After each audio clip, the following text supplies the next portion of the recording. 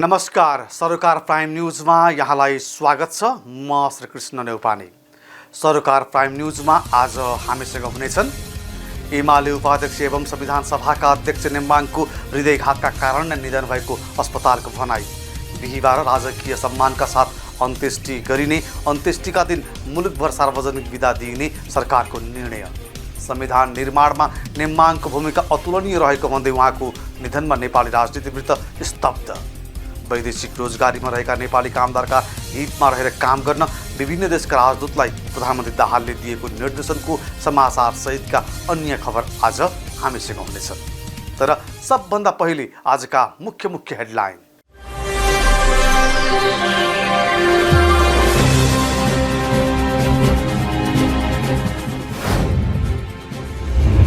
संविधान सभाका अध्यक्ष एवं नेकपा एमालेका उपाध्यक्ष सुभाष चन्द्र नेम्बाङको हृदयघातबाट निधन। राजकीय सम्मानका साथ बुधबार अन्त्येष्टि गरिने।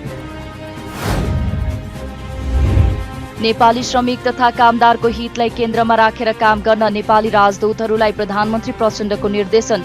वैदेशिक रोजगारीले देशको युवा जनशक्तिलाई रोजगारी सृजनाको क्षेत्रमा सहयोग पुर्याएको उल्लेख। सरकारले टोखा छहरे सुरुङ मार्ग राष्ट्रिय गौरव र प्राथमिकता प्राप्त आयोजनाका रूपमा अघि बढाउने। सुरुङ मार्गको वातावरणीय प्रभाव मूल्याङ्कन EIA सुरु गर्न अर्थ भौतिक पूर्वाधार र वन मन्त्रीको संयुक्त स्थलगत निरीक्षण। उत्तर कोरियाली नेता किम जोङ उन बुलेट प्रुफ रेल चढेर रुसको यात्रामा। रुसी राष्ट्रपति पुटिनसँग शस्त्र सम्झौताबारे छलफल हुन सक्ने। र राष्ट्रिय खेलकुद परिषद राखेपाको बोर्ड बैठक आगामी बिहीबार बस्दै 19औं एसियन गेम्समा सहभागी हुने खेलाडी, प्रशिक्षक लगायत पदाधिकारीको नामावली टुङ्गो लगाउने।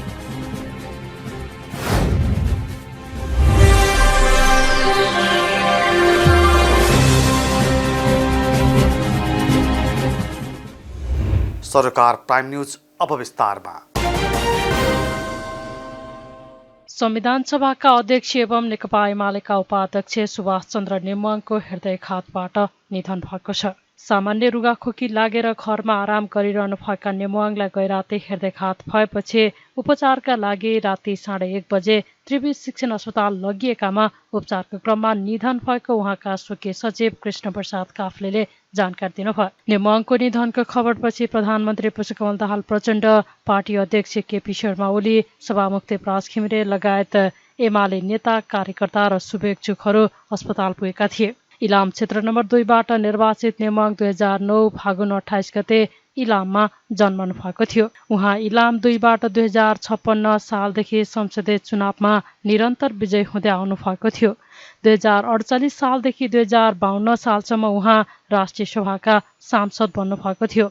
2063 सालमा पहिलोपटक सभामुख बन्नुभएका नेम्बाङ अन्तरिम संसदमा समेत सभामुख बन्नुभएको थियो। पहिलो र दोस्रो संविधान सभाका अध्यक्ष र सभामुख बन्नुभएको नेम्बाङकै कार्यकालमा 2072 असोज 3 गते संविधान जारी भएको थियो। सरकारले संविधान सभाका अध्यक्ष सुभाष नेम्बाङको राजकीय सम्मानका साथ अन्त्येष्टि गर्ने निर्णय गरेको छ।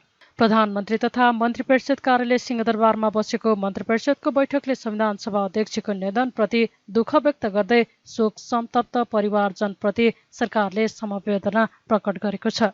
संविधान निर्माण प्रक्रियामा उहाँले गरेको योगदानप्रति सम्मान प्रकट गर्दै सरकारले राष्ट्रिय सम्मान दिने निर्णय गरेको सरकारका प्रवक्ता रेखा शर्माले जानकारी दिनुभयो।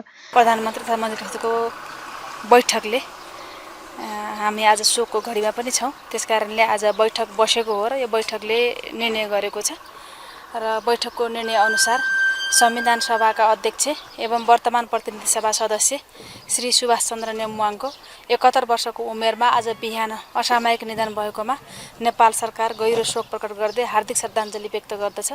यस दुःखद घडीमा शोक सन्तप्त परिवारजन र शुभेच्छुकप्रति नेपाल सरकार हार्दिक समवेदना प्रकट गर्दछ।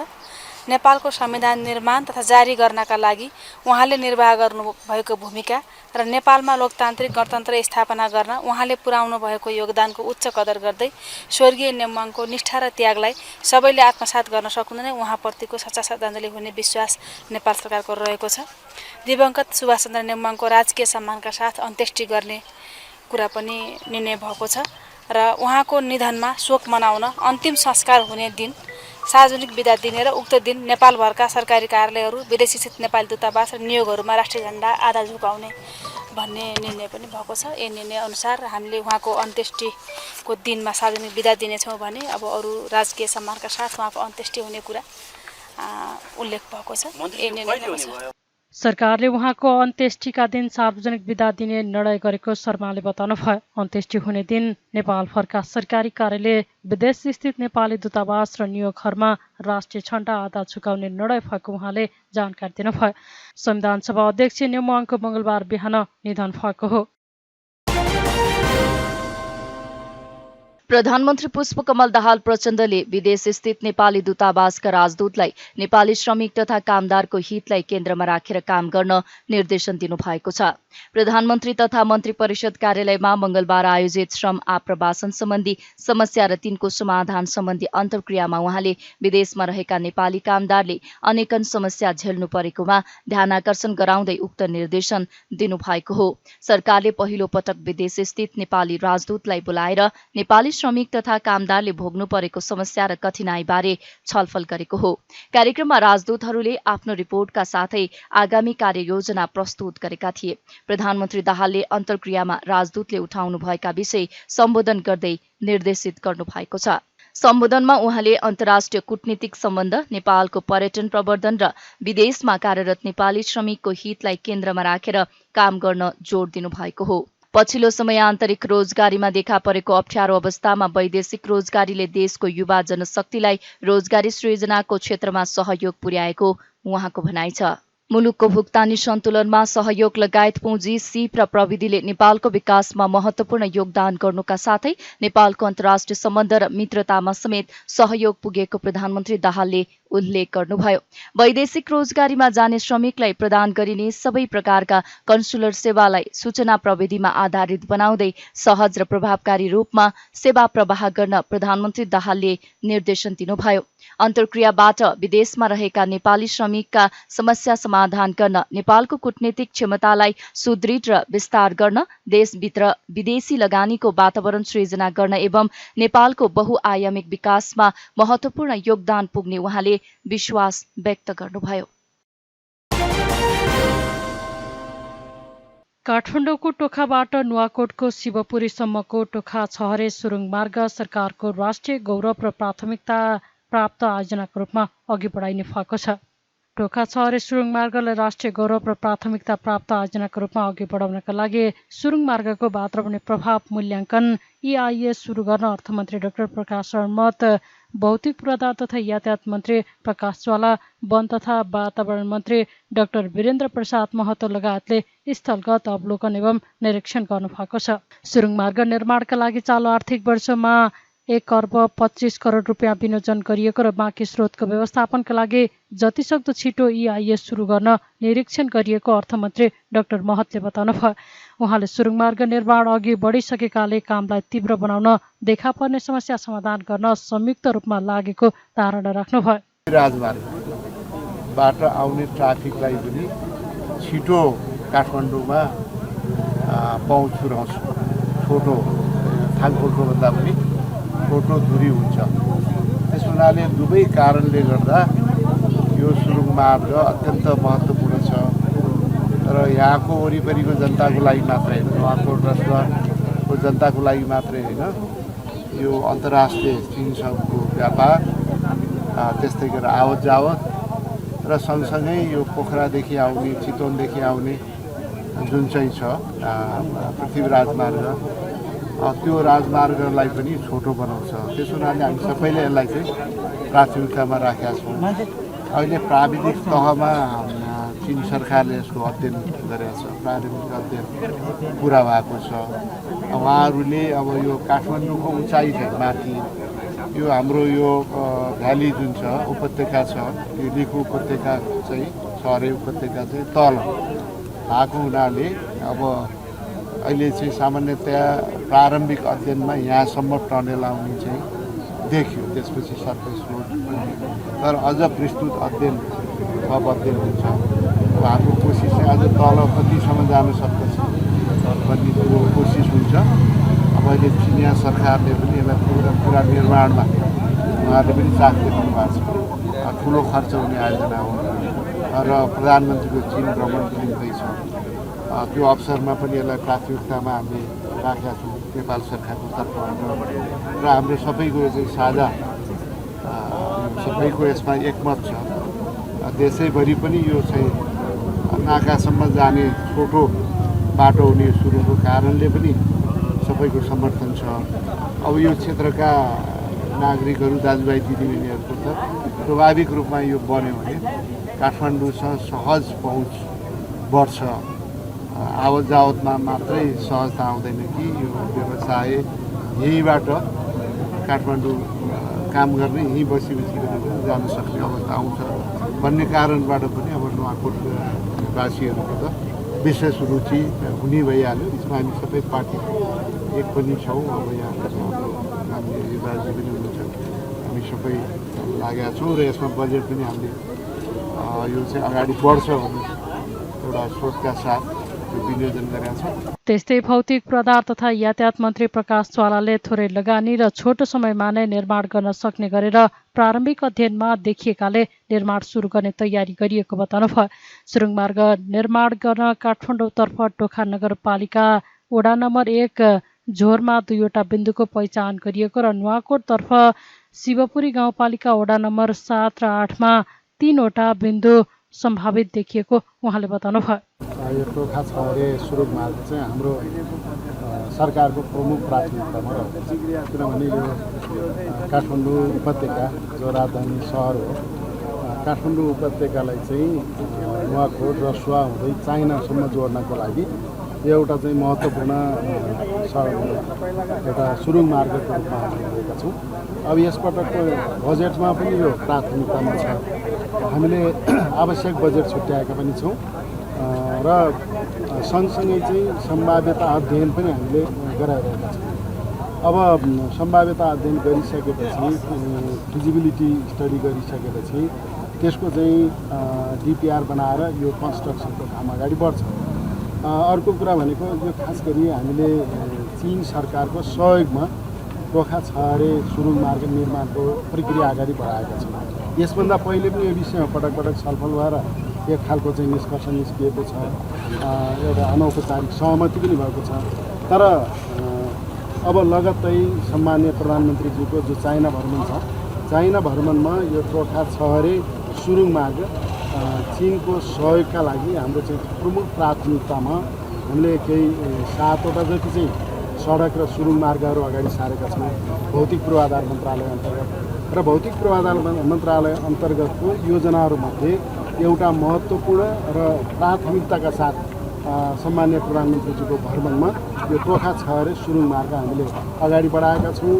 मन्त्रालयबाट प्रक्रिया अगाडि बढिसकेको छ, क्याबिनेटमा हामीले पेस गरिसकेका छौँ र सम्भवतः अब आउने क्याबिनेटमा त्यो निर्णय हुन्छ र चीन भ्रमणमा प्राथमिकता साथ यो उठाउँछौँ। त्यस्तै वन तथा वातावरण मन्त्री डाक्टर वीरेन्द्र प्रसाद महतोले आयोजना निर्माणबाट वन जङ्गल तथा निकुञ्जलाई दीर्घकालीन जोखिम नपर्ने देखिएकाले काम अघि बढाउन कानुनी समस्या नहुने बताउनुभयो। टोखा छहरे सुरुङ मार्ग 3.3, 3.6 र 4.2 किलोमिटर लम्बाइको हुन सक्ने अध्ययनमा देखिएको छ। सुरुङ मार्ग निर्माणले नुवाकोटबाट काठमाडौँ जानका लागि करिब 12 किमि सडक छोटो हुने बताइएको छ। प्रधानमन्त्री पुष्पकमल दाहाल प्रचण्डले संविधान सभाका अध्यक्ष सुभाष नेमुवाङप्रति श्रद्धाञ्जली अर्पण गर्नुभएको छ। ललितपुरको च्यासल स्थित नेकपा एमालेको केन्द्रीय कार्यालयमा राखिएको नेमुवाङको पार्थिव शरीरमा फूल चढाई प्रधानमन्त्री प्रचण्डले श्रद्धाञ्जली अर्पण गर्नुभएको हो। त्यस्तै कंग्रेसका सभापति एवं पूर्व प्रधानमन्त्री शेरबहादुर देउवा, नेकपा एकीकृत समाजवादीका अध्यक्ष एवं पूर्व प्रधानमन्त्री माधव कुमार नेपाल, वरिष्ठ नेता झलनाथ खनाल, पूर्व प्रधानमन्त्री डाक्टर बाबुराम भट्टराई लगायतका नेताहरू च्यासल पुगेर नेमुवाङप्रति श्रद्धाञ्जली अर्पण गर्नुभएको छ। श्रद्धाञ्जली अर्पण गरेपछि विभिन्न दलका नेताहरूले नेमुवाङले लोकतान्त्रिक आन्दोलन र संविधान निर्माणमा खेल्नु भएको भूमिकाको उच्च सम्मान रहेको धारणा राखेका थिए। नेकपा एकीकृत समाजवादीका अध्यक्ष एवं पूर्व प्रधानमन्त्री माधव कुमार नेपालले सबैलाई बुझाउन सक्ने शालीन नेता नेमुवाङ रहेको भन्दै उहाँको निधनले क्षति पुगेको बताउनुभयो। परिवर्तनलाई संस्थागत गर्नका लागि नेमुवाङले खेल्नु भएको भूमिकाको उहाँले स्मरण गर्नुभयो। सबैलाई मिलाउन सक्ने खुबी पनि उहाँमा थियो, उहाँमा शालीनता थियो, धैर्यता थियो, सहिष्णुताको भावना थियो।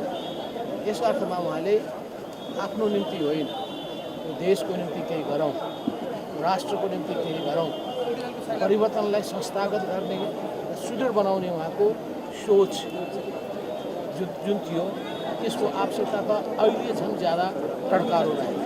एउटा लोकतान्त्रिक योद्धाको रूपमा, परिवर्तनकामी व्यक्तिको रूपमा, कम्युनिस्ट आन्दोलनको पनि गौरव गर्ने लायक योद्धाको रूपमा म स्मरण गर्दछु। त्यस्तै पूर्व प्रधानमन्त्री डाक्टर बाबुराम भट्टराईले नेमुवाङको विषयवस्तुको ज्ञान र एकताबद्ध गर्न सक्ने स्वभाव र संविधान निर्माणमा समन्वयकारी भूमिका स्मरणीय रहेको बताउनुभयो। शान्ति प्रक्रिया संविधान निर्माणको क्रममा जुन सहकार्य गर्ने अवसर मिल्यो, त्यो जुन खालको भूमिका निर्वाह गर्नु त्यो अतुलनीय नै थियो। अब मान्छेको बढाइ चढाइ गर्ने प्रवृत्ति हुन्छ, तर मैले अन्तर्देखि भन्नुपर्दा के भन्छ भने उहाँको आफ्नो विषयको ज्ञान र सन्तुलनकारी स्वभावले संविधान निर्माणमा अत्यन्त जटिल राजनीतिक गाँठाहरू फुकाउनमा ठुलो उहाँले भूमिका खेल्नुहुन्थ्यो। र हामी अवसर पर्दा म संविधान समिति सभापति र उहाँ सभामुख हुँदाखेरि, सभाध्यक्ष हुँदाखेरि हामीले अन्तरङ्ग कुराकानी पनि गर्थ्यौँ र दलहरूका नेताहरूका आफ्ना संवेदनशीलता बुझाइहरूको बिचमा समन्वय गर्न ठुलो भूमिका खेल्नुहुन्थ्यो। त्यसले पनि मैले ठुलो निजी रूपमा पनि मर्माहत अनुभूति र राजनीतिक रूपमा त्यसलाई ठुलो नोक्सान भयो भने। त्यस्तै एमाले वरिष्ठ उपाध्यक्ष ईश्वर पोखरेलले सन्तुलित, मृदुभाषी र समस्या समाधान गर्न सक्ने व्यक्तिका रूपमा उहाँलाई स्मरण गर्नुभयो। संविधान जारी गर्दा नेमुवाङले खेल्नु भएको भूमिका अतुलनीय रहेको उहाँको भनाइ छ। उहाँलाई एउटा अत्यन्त सन्तुलित, मृदुभाषी र समस्याहरू परेको बेलामा समस्यालाई समाधान गर्नको लागि एउटा सन्तुलित दृष्टिकोण प्रस्तुत गर्ने नेताको रूपमा म सम्झिन्छु। एउटा राष्ट्रिय राजनीतिमा खास गरी उहाँले संविधान निर्माणको अवधिमा जुन किसिमले सन्तुलित र नेतृत्वदायी भूमिका खेल्नुभयो त्यो यो ऐतिहासिक छ, यो अनुकरणीय छ र त्यो भूमिका प्रशंसनीय छ।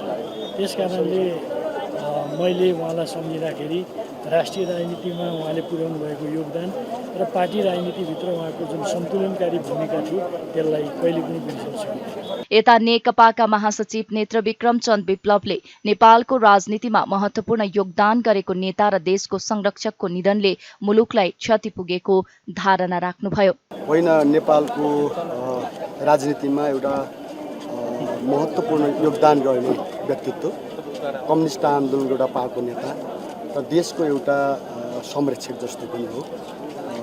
उहाँको निधनलाई हामीले एउटा अपूरणीय क्षतिको रूपमा बुझेका छौँ र हामीले उहाँलाई श्रद्धाञ्जली गरेका छौँ र परिवारजन र एमाले पार्टीलाई गहिरो सम्वेदना व्यक्त गरेका। जस्तो निकै आशावादी मान्छे, निकै सकारात्मक ढङ्गले सोच्ने मान्छे, नेपालको राजनीति र कम्युनिस्ट आन्दोलनलाई सकारात्मक दिशा दिनको लागि मेहनत गर्ने मान्छेको रूपमा हामी बुझ्छौँ र उहाँले कम्युनिस्ट आन्दोलनलाई एकीकृत गर्नुपर्छ भन्ने जो सोच राख्नुहुन्थ्यो, हामी सबै त्यसको पक्षपाती हौँ र आजको नेपालको एउटा पेचिलो राजनीतिमा त्यो निकै आवश्यक छ भन्ने हाम्रो अनुभूति छ र त्यो उहाँको चाहिँ जो विचार हो त्यसलाई हामी सबैले चाहिँ अनुसरण गर्नुपर्छ र आत्मसात गर्नुपर्छ। त्यस्तै नेपाली कांग्रेसका महामन्त्री गगन थापाले नेपालको विभिन्न आन्दोलनको शीर्ष नेतृत्व र परिवर्तनलाई संस्थागत गर्न भूमिका खेल्ने व्यक्ति नेमुवाङको निधन दुःखद भएको बताउनुभयो। संविधान जारी गर्ने बेला समन्वयकारी भूमिका खेल्नका लागि नेमुवाङको योगदान सदैव स्मरणीय रहेको उहाँको भनाइ छ। नेपालको लोकतान्त्रिक आन्दोलन, नेपालको वामपन्थी आन्दोलनको एउटा शीर्ष नेतृत्व त रहनु नै भयो, तर हाम्रो पुस्ताले सम्झने भनेको चाहिँ 62-63 को आन्दोलन पछाडि जतिखेर यस्तो पात्र चाहिएको थियो जुन पात्रले आन्दोलनको मर्म पनि बुझ्न सक्छ, तर जुन पात्रले फेरि त्यो बेलाको नेपाल यी राजनीतिका सबभन्दा महत्त्वपूर्ण राजनीतिक दल र तिनको नेतृत्वहरूको बिचमा अक्रस्त पार्टी संवाद पनि गर्न सक्छ, समन्वय पनि गर्न सक्छ। जुन पात्र सबैलाई आफ्नो जस्तो पनि लाग्छ, साझा पात्र लाग्ने र त्यस्तो पात्रको आवश्यकता थियो र त्यो सुभाष नेम्बाङ मात्र त्यतिखेर एउटा यस्तो फिट पात्र हुनुहुन्थ्यो त्यसको लागि, जसले त्यो भूमिका बडो सहजताका साथ कुशलतापूर्वक निर्वाह गरौँ। त्यही कारणले होला सायद 4 पटक सुन्नु, चाहे त्यो पुनर्स्थापित संसदको होस्, चाहे त्यो संविधान सभाको होस्, यो निर्विरोध ढङ्गबाट सर्वसम्मत संविधान सभाको अध्यक्ष भएको कारण पनि त्यो होला। सुभाष नेम्बाङ संविधान सभाको अध्यक्ष भएर संविधान निर्माण गर्ने अन्तिम क्षणमा त्योभन्दा अगाडि जुन एउटा लचकता, सबैलाई समन्वय गर्ने जुन भूमिका निर्वाह गर्दै आउनुभएको, तर संविधान सभाबाट संविधान निर्माण गर्ने अन्तिम क्षणमा चाहिँ संविधान सभाको यस्तो नेता चाहिएको थियो जो चाहिँ दृढ सङ्कल्प भएको, यो पटक संविधान बनाएरै छाड्ने हो। त्यो बेलाको जुन बाह्य दबाब थियो, त्यो दबाबलाई थेक्न सक्ने, चिर्न सक्ने, त्यो चाहिएको बेलामा दृढतापूर्वक अडिन सक्ने त्यो स्वभाव पनि सुभाष नेम्बाङसँग रहेछ, जुन त्यतिखेर उहाँले प्रकट गर्नुभयो।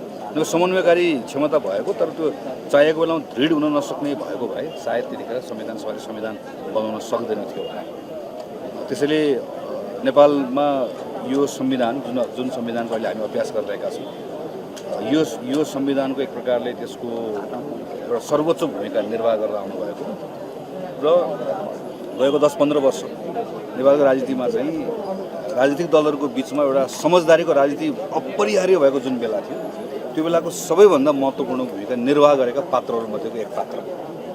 त्यसैले नेपालमा संविधान बन्यो भन्ने यदि कसैले त्यो संविधान बनेको खुसी मान्छ भने त्यसले त्यो संविधान बन्ने कुरामा सुभाष नेम्बाङको भूमिकालाई त्यही अनुसारले लिन्छ भन्ने म ठान्दछु। अर्को चाहिँ अब हाम्रो पुस्ताको मानिसहरूले जो हामी लामो समय उहाँसँग संसदमा बसेर काम गर्ने मौका पायौँ, म जस्ता थुप्रै सांसदहरू नयाँ पहिलोपटक सांसद भयौँ 65-63 पछाडि, अब हामीहरूको लागि त एउटा सिकाउने एउटा त्यो फादर फिगर जस्तो पनि होला।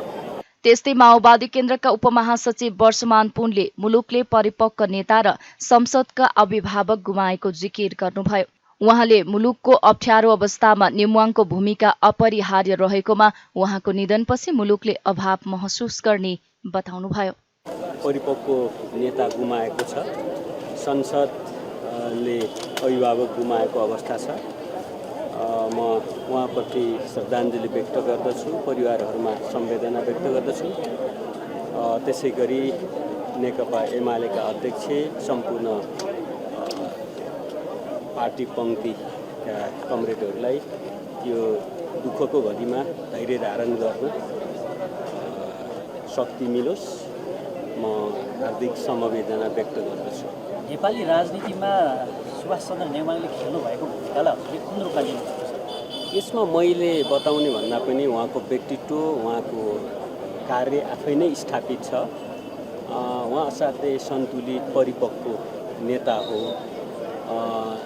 राष्ट्रिय मामिलाहरूमा नै, समस्याहरूमा नै सबै नेताहरूलाई एक ठाउँमा लिन सक्ने, राजनीतिक दलहरू असाध्यै अप्ठ्यारो अवस्थामा पनि वार्ता, संवाद र एउटा सहकार्यमा लिन सक्ने नेता हो। लामो समय वाम लोकतान्त्रिक आन्दोलनमा, राष्ट्रिय राजनीतिमा उहाँको अभाव फर्किरहनेछ। एमाले उपाध्यक्ष नेमुवाङको हृदयघातका कारण मंगलबार बिहान निधन भएको थियो। नेकपा एमालेका अध्यक्ष केपी शर्मा ओलीले संविधान सभा अध्यक्ष एवं एमालेका उपाध्यक्ष सुभाष चन्द्र नेमुवाङप्रति कम्युनिस्ट पार्टीको झण्डा उठाएर श्रद्धाञ्जली अर्पण गर्नुभएको छ। नेमुवाङको पार्थिव शरीर श्रद्धाञ्जलीका लागि पार्टी कार्यालयमा राखिएपछि ओलीले कम्युनिस्ट पार्टीको झण्डा उठाएर श्रद्धाञ्जली अर्पण गर्नुभएको हो। त्यस्तै पूर्व राष्ट्रपति विद्यादेवी भण्डारी च्यासल पुगेर नेपालको झण्डा उठाएर नेमुवाङप्रति श्रद्धाञ्जली अर्पण गर्नुभयो। त्यस्तै सभामुख देवराज घिमिरे, मन्त्रीहरू, विभिन्न दलका नेता कार्यकर्ताहरूले नेमुवाङप्रति श्रद्धाञ्जली अर्पण गरेका छन्।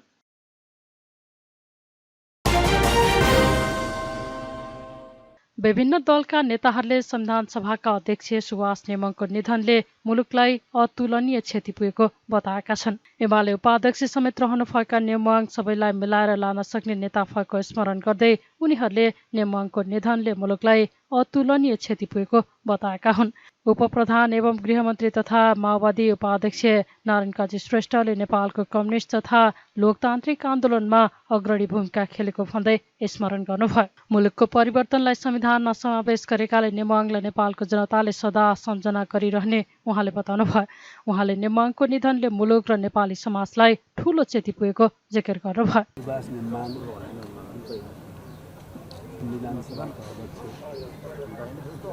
नेपालको कम्युनिस्ट तथा लोकतान्त्रिक आन्दोलनका एक उदाहरणीय नेता यस प्रकारले दुःखद निधनबाट हामी सबै शोकाकुल राष्ट्र शोकाकुल भएको छ।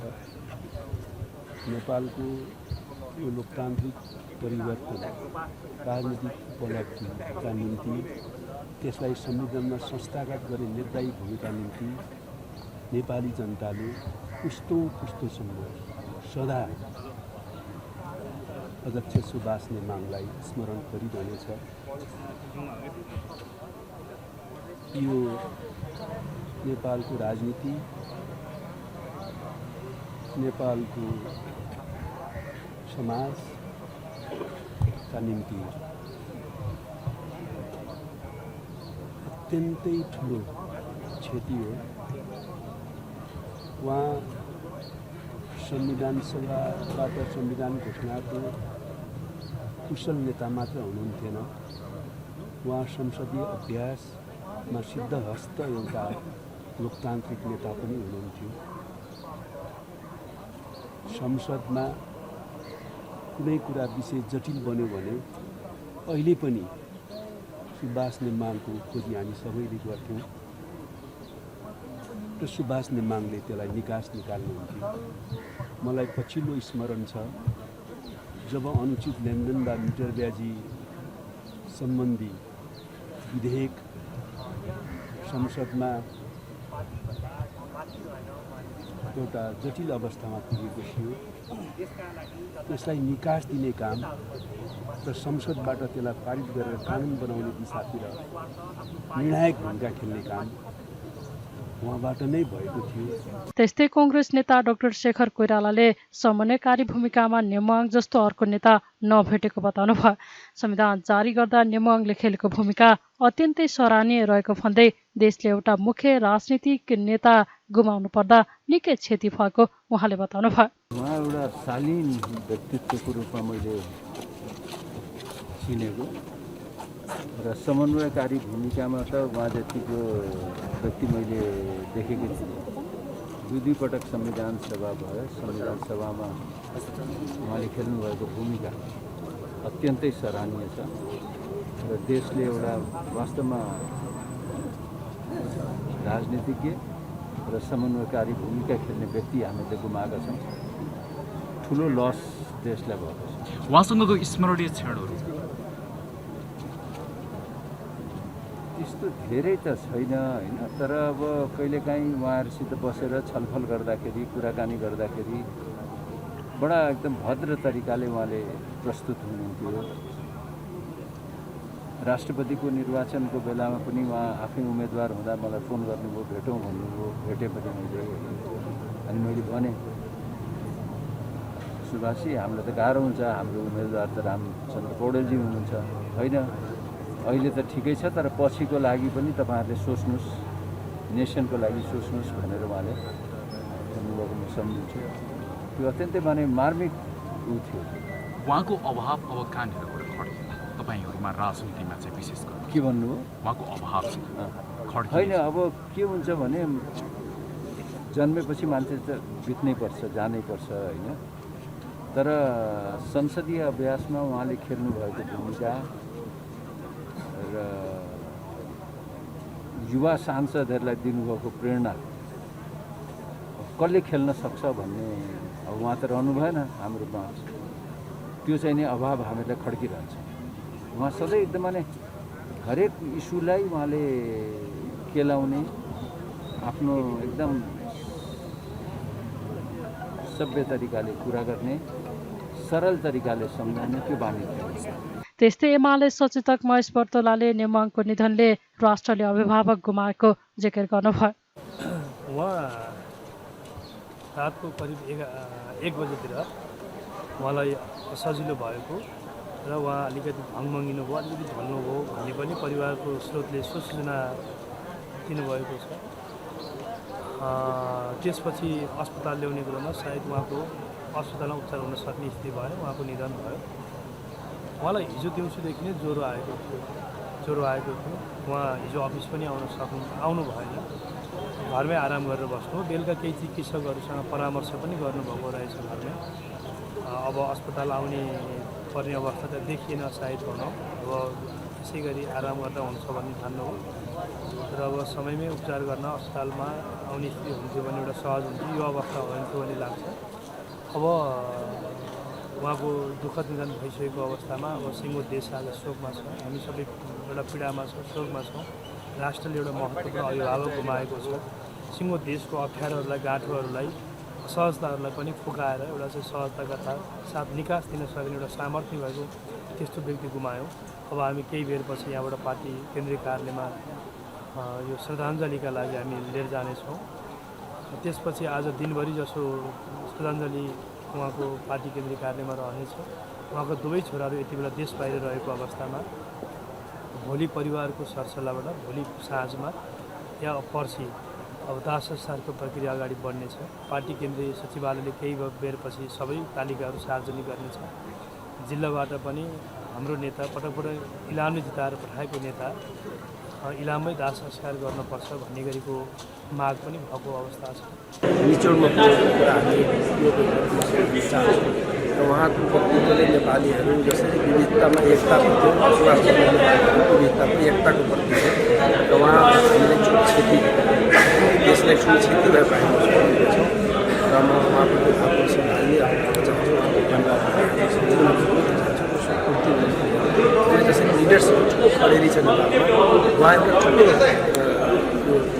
यो ग्यापको के गर्न सक्नु, आउने दिनमा नेपालको सफल कुशल एउटा नेतृत्व दिन सक्ने व्यक्ति हामी गुमाएको छौँ। हामी धेरै छौँ। जसरी योगदान गर्नुभयो विगतमा जुन संविधान सभादेखि प्रतिनिधि सभा हुँदै योगदान गर्नुभएको छ, यो नेपाली जनताले बिर्सिने कुनै कुरा छैन। योगदान आज नै रहनेछ। तर पनि आउने दिनको यो समस्याहरू देखिरहेको छु नेपालमा, उहाँले मात्र त्यो सङ्कटलाई हल गर्न सक्नुहुन्छ। जस्तै नेपालमा एकताको समस्या छ, नेपालमा एउटा कुशल नेतृत्वको समस्या छ, नेपाललाई सफल गर्ने एउटा लिडरको अभाव छ। त्यसमा उहाँले ठुलो सहयोग गर्न सक्नुहुन्थ्यो। त्यो हामीबाट त्यो ठुलो क्षति भएको। त्यस्तै आम जनता पार्टीका अध्यक्ष प्रभु शाहले मुलुकको परिवर्तनलाई संस्थागत गर्न ठूलो भूमिका खेलेको व्यक्तिको निधनले ठूलो क्षति पुगेको बताउनुभयो। नेकपा एमाले पार्टीका उपाध्यक्ष सुभाष नेमाङको निधनको शोकमा 3 दिनसम्म पार्टीको झण्डा आधा झुकाउने निर्णय गरेको छ। मंगलबार च्यासलमा बसेको आकस्मिक सचिवालय बैठकले पार्टी तथा जनवर्गीय संगठनका औपचारिक कार्यक्रम 3 दिन स्थगित गरेको हो। बैठकले असोज 2 गते श्रद्धाञ्जली सभाको आयोजना गर्ने र नेमाङको निर्वाचन क्षेत्रमा शोक पुस्तिका राख्ने पनि निर्णय गरेको छ। सचिवालयको आकस्मिक बैठकले विशेष शोक प्रस्ताव पारित गरेको छ। बैठकका क्रममा एमाले नेमाङको कुर्सीमा फूलमाला राखेको थियो।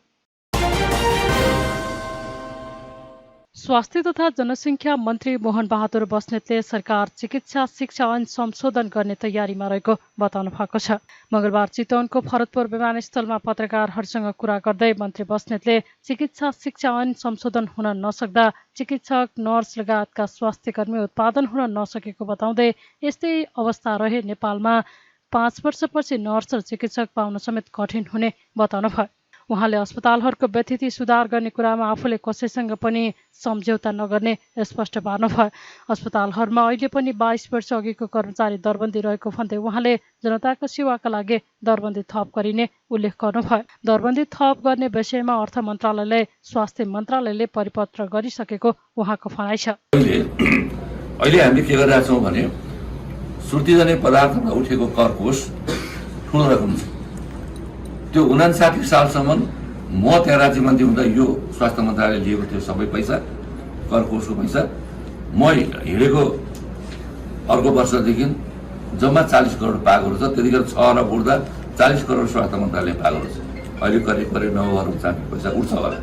मैले त्यो पैसा हामीलाई दिनुहोस् र यो चाहिँ अब यो डाक्टर नर्स र प्यारामेडिक्स उत्पादन गर्ने कुरामा चाहिँ हामी यसलाई खर्च गर्छौँ र अलिअलि क्यान्सर जन्य रोग उपचार गर्न खर्च गर्छौँ। दिनुहोस् भनेर म कराएको कराइछु लागेको छु। सम्माननीय प्रधानमन्त्री पोजिटिभ हुनुभयो र अर्थमन्त्रीज्यूलाई पनि अहिले मैले कन्भिन्स गरिसकेँ लगभग। हामी त्यो पैसा लिएर आएर यो चाहिँ क्यान्सर जन्य रोगको उपचारमा केही पैसा खर्च गर्छौँ। अलिक बढी पैसा दरबन्दीमा चाहिँ सिर्जना गरेर हामी यसलाई अगाडि बढाउँछौँ। यो पनि मै आएपछि मैले सुरुवात गरेको हुँ र यो विषयमा प्रक्रिया अगाडि बढिसकेको छ र अर्थ मन्त्रालयलाई स्वास्थ्य मन्त्रालयले हिजो मात्रै त्यो चिठी पनि हामी तयार गरिसकेका छौँ र यस बारेमा तपाईँले भन्नुभएको जस्तो अब त्यो हुन सक्यो भने केही राहत हुन्छ। होइन भने अहिले नर्सिङ मेन पावर मात्रै अहिले 29,000 चाहिन्छ हामीलाई, अहिले नै चाहिन्छ र अहिले भएको जनशक्ति 1/4 मात्रै छ। त्यसैले अहिले भएको यो 1/4 जनशक्तिले एउटा डाक्टरले 4 जना काम गर्नुपर्ने हो, एउटा नर्सले 4 जना काम गर्नुपर्ने हो, एउटा प्यारामेडिकले 4 जना काम गर्नुपर्ने। त्यस कारणले के असहजता छ। त्यति हुँदै पनि भएकोले नै मिलाउन सकेका थिएन। म पहिलो मान्छे हो 25 वर्ष यताको, मैले यो अहिले भर्खर गाउँमा डाक्टर जाने काम गर्ने सुरुवात गरेँ। त्यस कारणले अब दरबन्दीको हामी प्रक्रियामा छौँ। र अर्को कुरा, दरबन्दी राज्यले दिने विस्तृति भइसकेपछि अब यो भवनहरू धेरै जानु भयो, अहिले प्रक्रियामा छ। पैसा भयो, अलिअलि पैसा छुट्याएको छ। त्यसमा त्यो भित्र चाहिँ चाहिने रुपियाँ गयो सारा ठाउँमा अहिले बुढाहरू बनेको ठाउँमा पनि। त्यसको लागि केही सिप लागेन भने मैले दात्री राष्ट्र दात्री निकायहरूको अन्तर्राष्ट्रिय सम्मेलन गराएर भए पनि पैसा ल्याएर भए पनि मेरै कार्यकालमा त्यो ठाउँ भयो। यो स्वास्थ्य बिमाको माने अलिकति समस्या छ। स्वास्थ्य बिमाको बारेमा तपाईँले के भन्नु भने पुरा प्रश्न गर्नुपर्दा आफै स्वायत्त निकाय हो भनेर बसेका छन्, तर स्वास्थ्य मन्त्रालयले हेर्ने हो।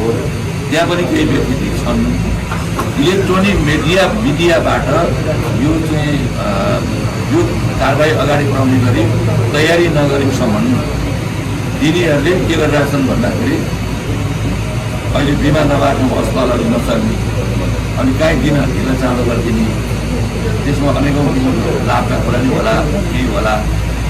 अनि त्यसपछि आएर जसले बिमा लिन जानिएर जान्छ 1 लाख पाउने छ भने 1 लाखको प्रेसक्रिप्सन बनाइदियो निरीमाबाट। त्यसलाई पनि सुधार्ने खालको वातावरण हामी बनाउँदैछौँ र डाक्टर साहबहरूको प्रेसक्रिप्सनलाई अडिट गर्ने सिस्टम पनि हामीले अगाडि बढाइरहेको छौँ। मन्त्री बस्नेतले आफू अहिले निःशुल्क स्वास्थ्य उपचारको अभियानमा रहेको बताउँदै पैसाको अभावमा उपचार नपाएर कुनै बिरामी मर्न नहुने बताउनुभयो। फरक प्रसङ्गमा बोल्दै उहाँले भरतपुर अस्पताललाई शिक्षण अस्पतालको रूपमा विकास गर्न आफू सकारात्मक रहेको बताउनुभयो।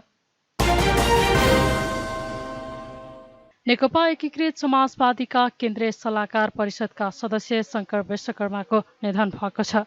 नेकपा एकीकृत समाजवादी रौतहट काठमाडौँ सम्पर्क मञ्चका पूर्व अध्यक्ष समेत रहनुभएका 59 वर्षीय विश्वकर्माको उपचारको क्रममा अल्का अस्पताल जाउलाखेलमा मङ्गलबार निधन भएको हो।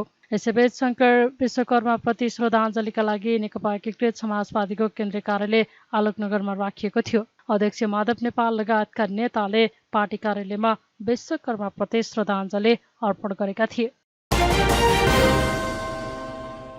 स्वास्थ्य तथा जनसङ्ख्या मन्त्री मोहन बहादुर बस्नेतले चितवनस्थित भरतपुर अस्पतालको निरीक्षण गर्नुभएको छ। अस्पताल निरीक्षणका क्रममा मन्त्री बस्नेतले पूर्वाधार सेवा लगायतका विषयमा चासो राख्नु भएको थियो। उहाँले अस्पतालका सेवा सुविधाबारे बिरामीहरूलाई जिज्ञासा समेत राख्नु भएको थियो। सो क्रममा मन्त्री बस्नेतले देशकै केन्द्र भागमा पर्ने भरतपुर अस्पतालको सेवा सुविधा सुधार गर्न नेतृत्वलाई निर्देशन दिनुभयो। मन्त्री बस्नेतले टिकट काउन्टरको भिड कम गर्न र सेवा सहज बनाउन अनलाइन मार्फत टिकट काट्ने व्यवस्था सर्वसाधारणलाई सहज हुने गरी व्यवस्थित गर्न निर्देशन दिनुभयो भने अस्पतालमा रहेका बेड र आइसियु बेड खाली भए नभएको जानकारी वेबसाइटमा राख्न समेत उहाँले निर्देशन दिनुभयो। अस्पतालमा कार्यरत चिकित्सक र स्वास्थ्य कर्मी ड्युटी समयमा निजी क्षेत्रका अस्पताल र क्लिनिकहरूमा जाने गरेको पाइएकाले ड्युटी समयमा अस्पताल छोडेर निजीमा जाने चिकित्सकलाई कारबाही गर्न भरतपुर अस्पतालको नेतृत्वलाई उहाँले निर्देशन दिनुभयो। नै सरकारी अस्पतालमा बिरामीको चाप बढ्ने हो। चाप बढ्नलाई सुविधा चाहियो होइन, सेवा चाहियो र त्यहाँ बढ्ने भनेकै चाहिँ कतिपय ठाउँमा चाहिँ भौतिक पूर्वाधार कमी कमजोरी भएको कारणले पनि जनसङ्ख्याको आधारमा केही कम हुने बेग्लै कुरा हो। तर अधिकांश चिन्ता के हो भने सरकारी अस्पताल राम्रो छ भन्नेको मापदण्ड नै बिरामीको सङ्ख्या बढ्ने त्यही नै हो। हामी चाहिँ मन्त्रीजी अहिले टिचिङ हस्पिटल, त्यसपछि भिडियो अस्पताल, त्यसपछि धरान चौधो सबै इन्डिकेटर बिरामीको नम्बर सर्भिसमा हामी चौधो टिचिङ बी धरानपछि हामी फोर्थ भयो सरकारी सबै टोटल हस्पिटलमा। यो सुर्खेत पनि राम्रो प्रादेशिक हो, राम्रो भएको छ। मन्त्री बस्नेतले न्यू आइसियु तथा सिसियु र पिआइसियुको उद्घाटन समेत गर्नुभयो। सरकार प्राइम न्युज आजलाई यति नै। सम्पूर्ण युनिटलाई बिदा दिनुहोस्। सत्य, तथ्य र निष्पक्ष समाचारका लागि हेर्दै गर्नुहोला सरकार टेलिभिजन। नमस्कार।